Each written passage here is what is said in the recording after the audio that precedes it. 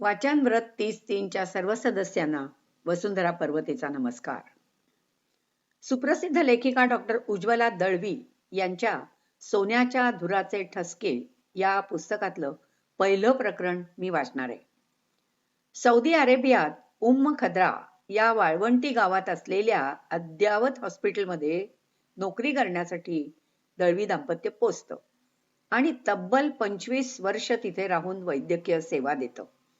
या सगळ्या वास्तव्यामधले भले बुरे अनुभव या पुस्तकात अतिशय खिळखरपणाने आणि खुसखुशीत भाषेत रंगवलेले आहेत. पहिलं प्रकरण ऐकल्यानंतर पुस्तक वाचण्याची उत्सुकता नक्कीच वाढेल. डॉक्टर उज्ज्वलाताईंच्या परवानगीने या लेखाचं ध्वनिमुद्रण केलंय. लेख एकाच भागामध्ये आहे. लेखाचं नाव भाऊचा धक्का. लेखिका डॉक्टर उज्ज्वला दळवी.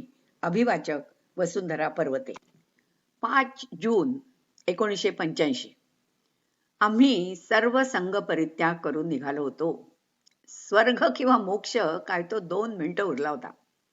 फक्त तो मोक्ष की कपाळ मोक्ष याची अद्याप काही खात्री नव्हती. सुखात चाललेला नोकरी धंदा, घरदार, आई बाप, मुलं बाळ सगळं काही सोडून आम्ही दोघं सौदी अरेबियाला चाललो होतो. यात्रेकरू पाशी असतात तशीच कमीत कमी सामानाची 2 बोचकी आणि त्यावेळच्या मायबाप सरकारने दोघात मिळून दिलेले 100 रियाल इतकंच होतं गाठीला. आणि आता विमान रियाजला उतरत होतं. आमच्या बरोबर आमच्यासारखेच नवखे कावरे बावरे असे आणखी लोक होते. एक हिंदी इंजिनियर, एक मल्याळी नर्स, एक तामिळ आहार तज्ञ, एक कानडी फिजिओथेरपिस्ट, 2 गुजराती डॉक्टर्स वगैरे मिळून आणखी 10 भारतीय आमच्याच विमानाने आमच्याच हॉस्पिटलला जायला निघाले होते. मुंबईपासूनच सोबत झाली म्हणून घरच्यांनाही थोडंसं हायसं वाटलं होतं. 18 पगड भाषांच्या खिचडीमुळे भारताच्या अनधिकृत राष्ट्रभाषेत म्हणजे इंग्रजीत संवाद चालला होता. आम्ही जात होतो त्या गावाचं नाव एजंटाने सांगितलं होतं. खद्रा म्हणजे हिरवाईची आई.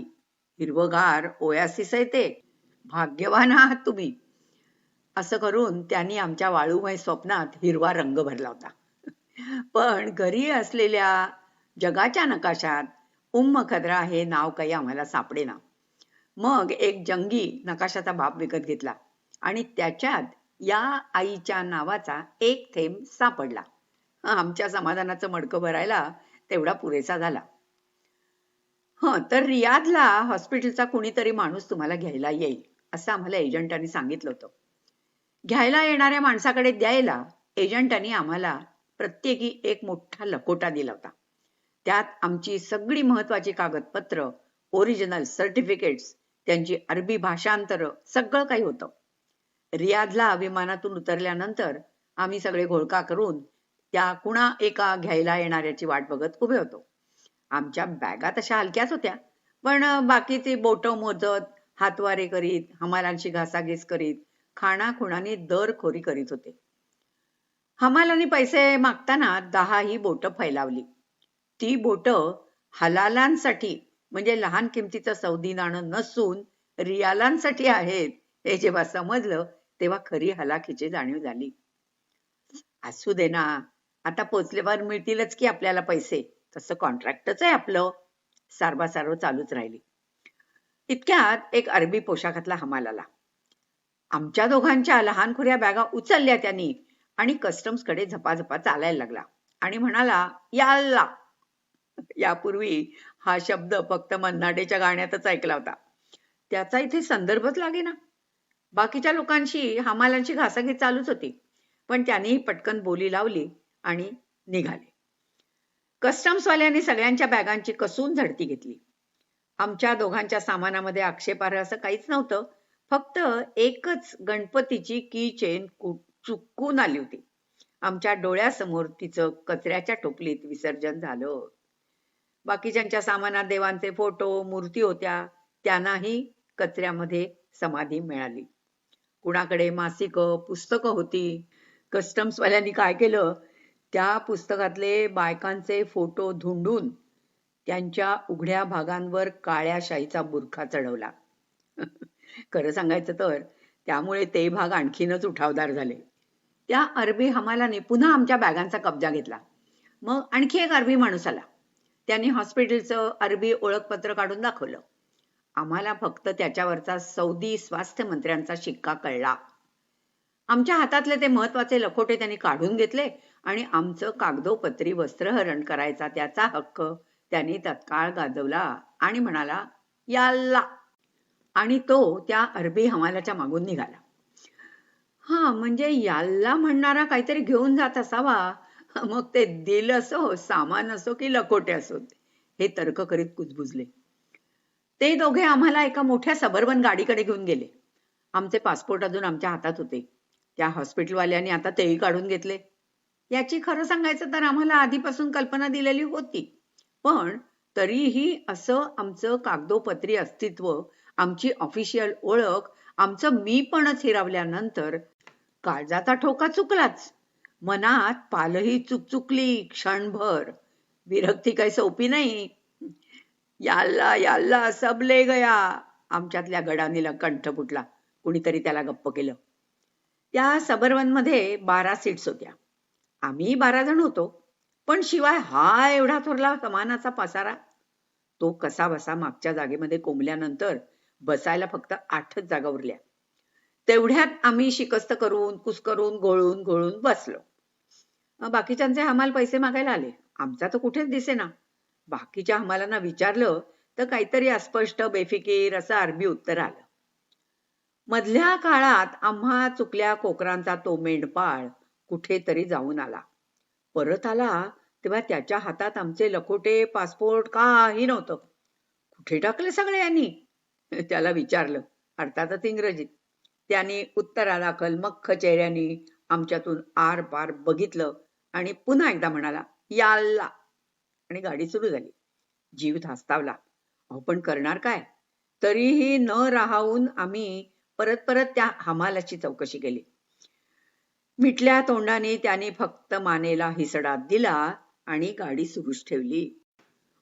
शेवटी त्या हमालाचे गरीबाचे पैसे द्यायचे राहिलेच की. मनाला रुखरुख लागून राहिली. आम्ही सगळे अवघडून मेंढरांसारखे कोंबून बसलो होतो. आतापर्यंत निर्जीव वाटणाऱ्या त्या सामानात गाडी सुरू झाल्याबरोबर जीवच संचारला. गाडीच्या आचक्या पाचक्यांच्या ठेक्यात त्यांनी आम्हाला वरून मागून गुद्दे बुक्के आणायला सुरुवात केली. उन्हाळ्याचे दिवस. गाडी सुरू झाल्यावर कोरड्या गरम झळा मारायला लागल्या आणि काहिली व्हायला लागली. अरे च्या, गाडीच्या खिडक्या उघड्याच राहिल्या की. अरे खिडक्या लावा ना, त्या ड्रायव्हरला सांगा, म्हणावं खिडक्या उघड्याच राहिल्या आहेत. गाडी वेगात जायला लागली की सामान पडेल ना बाहेर. खिडक्या लावा रे कुणीतरी. बरीच हाकाटी झाली त्या खिडक्यांच्या नावाने. मग त्या लावण्यासाठी भगीरथ प्रयत्न झाले. शर्ते शेवटी एक खळबळजनक शोध लागला. आपल्या या गाडीच्या खिडक्यांना काचाच नाहीत. मागून ढकलणाऱ्या सुटकेसनी माझं मस्तक बळीराजाच्या मस्तकासारखं नमवून ठेवलं होतं. एक हात शेजारच्या नर्सच्या पाठीमागे अडकला होता आणि दुसरा हात एकंदरीत तोल सावरण्यासाठी अत्यावश्यक म्हणून समोरच्या सीटच्या पाठीत टेकवला होता. आता तो तिथून काढला असता तर माझा तोल जाऊन मी यांच्या अंगावरच कोसळले असते. आणि या नर्स मुली अशी केसांची अस्ताव्यस्त झुलप का ठेवतात कोण जाणे. उघड्या खिडकीतून येणाऱ्या गरम झळांनी माझ्या शेजारणीच्या तसल्या मोकळ्या बटा माझ्या नाकाशी हुळहुळत होत्या. त्या तिच्या बटा माझ्या नाकावरून दूर सारायला मला मोकळा हात सुद्धा नव्हता. शिंकायची पण चोरी. न जाणो तेवढ्या तडाख्याने एखादी बॅग उडून खिडकी बाहेर पडायची. ती बघा खद्राची पाटी. आलोक मेहता ओरडला. माझी जखडलेली मान हलवणं मला अशक्य होतं. शेवटी मी फक्त डोळेच तेवढे हलवून ती पाटी बघायचा प्रयत्न करीत होते, पण माझी नजर त्या शेजारणीच्या जटातच अडकली. गाडी सुरूच होती. खद्रा काही दिसेना. ती आपली पळतच राहिली. आधी राजमार्गावरून धावली तेव्हा थोड्याशा तरी पाट्या दिसत होत्या. काही इंग्रजीतही होत्या. नंतर सगळ्याच अरबी पाट्या आणि नंतर मैलोन मैल नुसता रस्ता.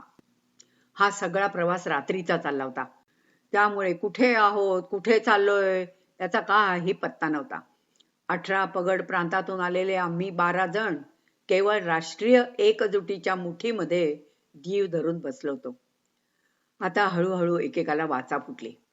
बोलण्यातून फक्त भीती आणि वैतागच व्यक्त होत होता. कुठून झक मारली आणि या अरबांच्या देशात आलो. आपल्याला घ्यायला कोण पाठवला असेल तर हा अडाणी माणूस भेटल्यापासून या अल्लाखेरीज बोललाच नाही. सुखाची नोकरी सोडून बसलोय हो, तेवढे परतीचे दोर तरी कापायला नको ते. मी तर कर्ज काढलाय एजंटाचे पैसे द्यायला, ते लवकरात लवकर फेडायला लागणार आहे. या डड्डोबानी आपली नावं सुद्धा विचारली नाहीत. शिरगंटी तरी केली की नाही कोण जाणे. 12 पर्यंत आकडे मोजता येत असतील तर करेल ना शिणगंती.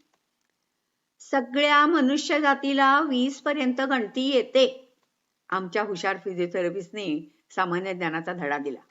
आता याच मुद्द्यावरून वाद रंगला, भरात आला, रटाळ झाला. वादी पेंगले, प्रतिवादींना डुलकी लागली आणि शेवटी निर्विवाद घोरण्याचाच विजय झाला. अचानक गाडी थांबली. पुन्हा याल्लाचा पुकार झाला. सगळे खडबडून जागे झाले. ड्रायव्हरच्या मागोमाग गेलो. एक लिंपलेल्या भिंतीचं माळवदी घर होतं. एकमेकांच्या आधाराने कसाबसा तोल सावरत भूमितीचे सगळे नियम त्यांनी धाब्यावर बसवले होते. सरळ रेषांचा पत्ताच नव्हता. सगळीकडे काटकोनांवर काट मारलेली होती. प्रत्येक चौकट जमेल तेवढी वेडी वाकडी करण्याचा आटोकाट प्रयत्न होता. आणि आतमध्ये कितीतरी ट्यूबलाइट्स लावून प्रकाश अक्षरशः चोंदला होता. बाकी तिथली मोडकी टेबल, तुटक्या खुर्च्या आणि एकंदरीत गावंढळ अरबी गर्दी बघून एसटीच्या स्टँडाचीच आठवण झाली. इतका वेळ लोटला होता तरी कळप सोडून टॉयलेटला सुद्धा जाण्याचं धाडस कुणाला करवेना. मग समोर वाडगे आणि बशा आल्या. त्यांच्यात गरमागरम डाळ आणि गुबगुबीत रोट्या होत्या. मध्यरात्री डाळ रोटी मिळतंय ते खाऊन घ्या. कोण जाणे पुन्हा कधी पुढला घास मिळेल ते. आणि मध्यरात्र कुठली? अगदी इकडचे सुद्धा 3 वाजलेत पहाटेचे. भारतात उजाडलं असेल. मग कुणीतरी म्हटलं, पुढ्यात आलेल्या अन्नाचा अपमान करू नये. एकूण काय कुरकुरत नावं ठेवत का होईना सगळ्यांनी खाऊन घेतलं. पैसे मात्र ड्रायव्हरनेच दिले. मग पुन्हा गाडीमध्ये कोंबून बसलो. आता मात्र त्या नर्सला मनातल्या मनात नमस्कार ठोकून मी माझे हात आणि मान सोडवून घेतले. इवाना दिशा फाकल्या होत्या. पण तरीही वाळूखेरीज काही दिसत नव्हतं. रस्ताही खराब होता. खड्डे तर होतेच. मध्येच एका बाजूचा रस्ता एकाएकी संपला. पुढे तर जेमतेम एका गाडीपुरतीच वाट राहिली. रस्त्याच्या कडेला बऱ्याच महागड्या गाड्या सोडून दिल्या होत्या. गाड्यांचं कबरस्थानच दिसत होतं ते. काहींची चाकं निखळली होती, काहींची नाकं चेपली होती, काही बापड्या गंजायला लागल्या होत्या. फाटके तुटके टायर्स दिसत होते. रस्त्यावर जळक्या टायर्सचे फराटेही उमटलेले होते. अधूनमधून मेंढरं पण दिसत होती. मानही वर न करता सतत चरायला त्यांना त्या वाळूमध्ये काय मिळत होतं कोण जाणे. बाकी सारं क्षितिजापर्यंत पसरलेलं बिन चेहऱ्याचं वाळवंट. आपलं गाव हिरवगार आहे. हिरवळ दिसली की समजायचं मुक्कामाला पोचलो. तरी सुद्धा कितीतरी वेळ आणि अंतर असे चालत राहिलो. आणि मग एका चढावावर गेल्यानंतर एकाएकी खाली एक गाव दिसलं. रस्ता फक्त एकच, मध्यवर्ती तेवढाच, पण बरीच पक्की बांधलेली माळवदी घरं दिसत होती. पलीकडे वाळवंटात विखुरलेले तंबू होते. अधूनमधून कुरटी झुडपं होती.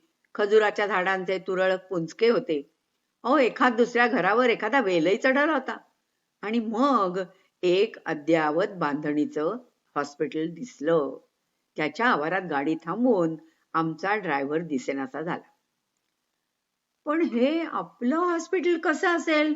या गावात हिरवळ तर अजिबात दिसत नाहीये. आपलं गाव तर हिरवाईची आई आहे ना. असेल ग, ह्यानी समजूत घातली माझी. पण हिरवाई पितृमुखी असावी. आम्ही उलट सुलट विचार करतोय. इतक्यात एक फिलिपिन्सची मध्यमवयीन नर्स घाईघाईने आली आणि शुद्ध इंग्रजीत म्हणाली, चला चला चला, आधी चहा पाणी घ्या. तुम्ही आता प्रवासातून आला आहात म्हणून तुम्हाला खायची परवानगी आहे. नाहीतर सध्या रमादान चालू आहे. दिवसा कुणीही काही खातपीत नाहीत. मग ती आम्हाला मेसमध्ये घेऊन गेली. तुमचं झालं की मी तुम्हाला मुदीरना म्हणजे डिरेक्टरना भेटायला घेऊन जाते. आणि तुमचं सामान गाडीतच राहू दे. तुम्ही कुठे राहणार हे एकदा ठरलं की तिथेच उतरवता येईल. हुश, आता कसं अगदी माणसात आल्यासारखं वाटलं बाई. पण रमादान म्हणून त्या ड्रायव्हरनी आपल्याला रात्री खाऊ पिऊ घातलं.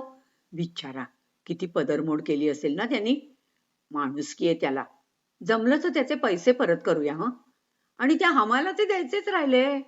हो, पैसे कमवायला या देशात आलो तर असं गरिबांना अडून नको बाई सुरुवात करायला. किती मी अखंड आणि उदंड अपराधी. अगं, तो ड्रायव्हर आहे हॉस्पिटलचा नोकर. हॉस्पिटलने दिले असणार पैसे त्याला. आणि तो तुझा हमाल. आता कुठून भेटणार आहे आपल्याला? सोड त्याचा विचार. असं आमचे नवरोबा. आता मात्र वाद घालायला काही वेळ नव्हता. चहा पाणी झाल्या झाल्या त्या नर्सने आम्हाला हॉस्पिटल डिरेक्टरच्या ऑफिसमध्ये नेलं.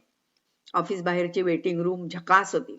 गुबगुबीत गालीचे, सोफ्यावरच्या लुसलुशीत गिरद्या, चकचकीत पॉलिश केलेली पॅनेलवाली लाकडी दारं, भिंतीवरचा आकर्षक नक्षीकाम, प्रत्येक गोष्टीत देशाची श्रीमंती झळकत होती.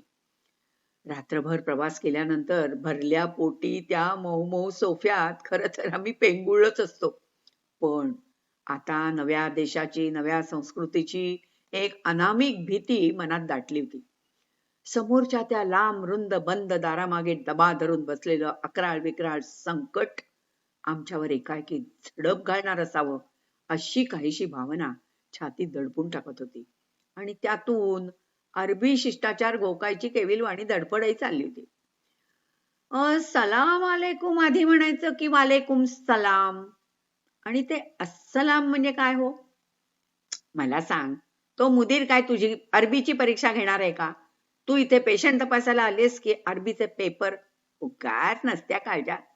बापडा नवरा शेवटी वैतागून खेकसला.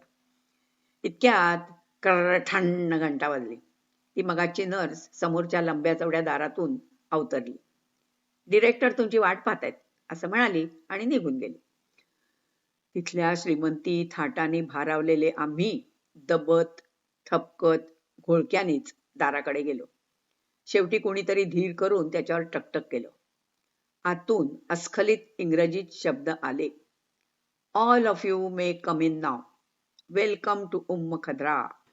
आम्ही दार ढकलून उघडलं आणि जागीच खिळलो. त्या प्रशस्त राजेशाही ऑफिसातल्या महागड्या मध्यवर्ती टेबलावर आमचे लखोटे पसरलेले होते आणि टेबला मागच्या सर्वात महत्वाच्या खुर्चीवर आमची वाट पाहत बसला होता आमचा कालचा अरबी महामाल. समाप्त.